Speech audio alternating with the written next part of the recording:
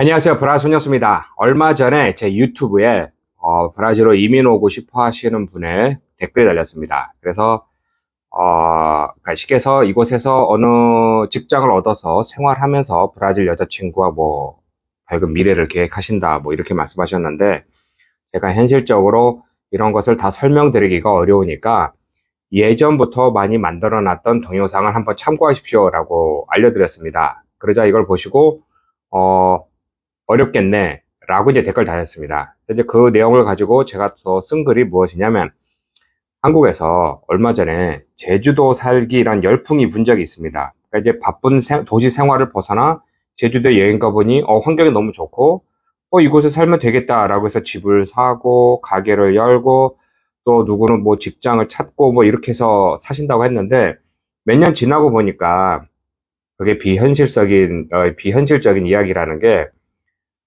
매출이 많이, 그러니까 한철 장사가 많다라는 거죠. 그러니까 겨울 되면 뭐 손님이 많이 떨어지는 것도 그렇고, 또 주위 환경이 생각보다 달리, 이런, 그러니까 소비성도 많이 없고, 인구도 많이 없다 보니까, 또 직장도 하늘의 별 따기 같이 없고 하니까 생활이 안 되는 겁니다. 그러니까 다시 사놨던 집도 팔고, 일부는 그대로 두고, 뭐 열었던 가게도 그냥 두고, 뭐 이래서 다시 이제 서울로 돌아간다 뭐 이런 것을 뭐 요즘에 유튜브로 많이 보셨을 겁니다. 이것을 지금 제가 이렇게 비교한 이유가, 그만큼 같은 나라에서 같은 언어권에서 같은 문화권에서 한 지역에서 다른 지역으로 이사를 해도 적응하기가 어려운데, 더군다나 말도 안 되는 다른 나라에 와서 도전한다는 것은 쉽지가 않다는 것이죠. 그러니까 항상 제가 말씀드리지만, 제가 그동안 뭐 3년 4년 동안 쓴 이런 글들과 동영상은 브라질이 안 좋고 좋지 않으니 오지 마세요가 아니라 현실성 있게 준비하라는 겁니다. 가장 현실적인 것은 포르투갈어 배워야 되는데 당연히 배우기 어렵고 못 배우고요. 10년 배워도. 당연히 영주권이 있어야 되는데, 뭐 요즘엔 뭐 투자로 이렇게 비자를 받는 경우가 있으니까 그런 경우도 있지만, 그냥 와서 신청만 하면 받는 줄 아는 분이 있는데 그게 아니라는 겁니다. 그러니까 이렇게만 말씀드리면 할 수가 없네. 현재로서는 그런 것이죠. 그렇지만 방법은 찾으라는 겁니다. 그러니까 그 방법을 저한테 알려달라 그러면은 저는 그것을 뭐 제가 직접 어떻게 나서서 해결할 수 없지만, 그러니까 이렇게 어려운 곳인데 그럼 제가 반대로 왜 이렇게 무턱대고 그럼 오시려고 하느냐, 이런 게 이제 주된 질문이죠. 그러니까 사시는 곳이 뭐 불만이 있다라든가 아니면 사랑하는 사람이 있으니까 이 사람과 밝은 미래를 브라질에서 만들어 보자, 뭐 얘가 살기 좋다라더라, 물가가 싸더라, 뭐 이렇게 해서 오려고 하는데, 제주도의 삶과 같이 가장 중요한 것은 소득입니다. 소득. 거기 가서 내가 얼마만큼 돈을 벌 수 있느냐. 그래서 제가 항상 얘기하지만, 한국에서 만약에 300만 원이라는 월급을 받는다면 그게 낫지 않을까요? 브라질에서 어느 직장 얻어서 300만 원의 이익을 월급 받는 거는 불가능합니다. 말이 안 되니까. 그리고 또 하나는, 그럼 한인들이 사는 이런 직장을 얻으면 안 되느냐? 이게 십몇 년 전부터 저한테 막 연락 오시던 분들 뭐 이런 거 정확히 보면은, 아니 한인들 식당이나 미장원이 있으니까 거기 가서 일하면은 몇천 불씩 월급 주지 않을까요? 안 주죠. 당연히 몇천 불이 아마 그 매장을 운영하신 분의 이익일 겁니다. 그러니까 브라질 직원들 보면 한 300불, 400불 정도 되는 월급을 주는데, 한국 사람이라고 뭐 1000불, 2000불, 3000불 줄 수가 없는 상황이죠. 그 규모가 다 작습니다.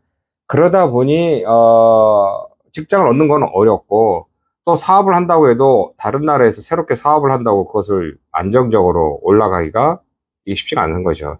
그래서 제가 항상 얘기하는 게, 그러니까 유튜브에다 쓰는 거는, 그러니까 이제 유튜브에 계속 올린 데이터를 보면은 안 좋다, 나쁘다, 오지 말라가 아니라 철저하게 준비를 하라는 것이고요. 그러니까 그걸 다 읽어보시면 됩니다. 그러니까 들어보시면 됩니다. 유튜브를. 글을 찾아보셔도 되고요. 또 하나는, 제가 또 비극이라고 표현을 했더니, 왜 비극이냐, 뭐 이렇게 뭐라고 될까요? 좀 저한테 뭐 태클 거는 건 아닌데 이렇게 반론을 하신 분이 계신데, 제가 내린 비극이라고 하는 거는, 사랑하는 가족들과 같은 땅에서 같이 살면은 문제가 없죠. 근데 어떠한 이유로 인해서 바다 건너 다른 나라로 간다는 제가 비극인 겁니다. 거기서 있다가 그러면 문제 있으니까, 아니면은 뭐 가족이 뭐 문제가 있으니까 쉽게 오갈 수 있는 것이 아니죠. 그래서 그게 비극이라는 겁니다.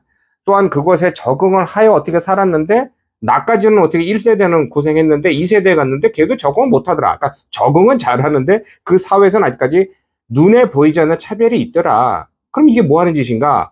라고 해서 부모가 살았던 곳으로 다시 돌아온다?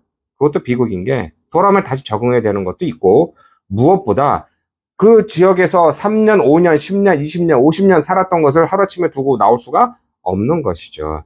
그래서 이래저래 해서 임해는 비극이라는 건데, 제가 쓴 게 아니라 뭐 옛 문헌에도 그렇고 나오는 겁니다. 이민을 떠난 사람들의 뭐 비애 뭐 이런 게 많은 것이죠. 어쨌든 쉽지는 않지만 저는 이제 적극적으로 이렇게 권장하는 것은 뭐 다시 또 말씀드리면 1세대는 절대로 혜택 못 봅니다. 그거는 뭐 누구나 다 아는 사항이고요.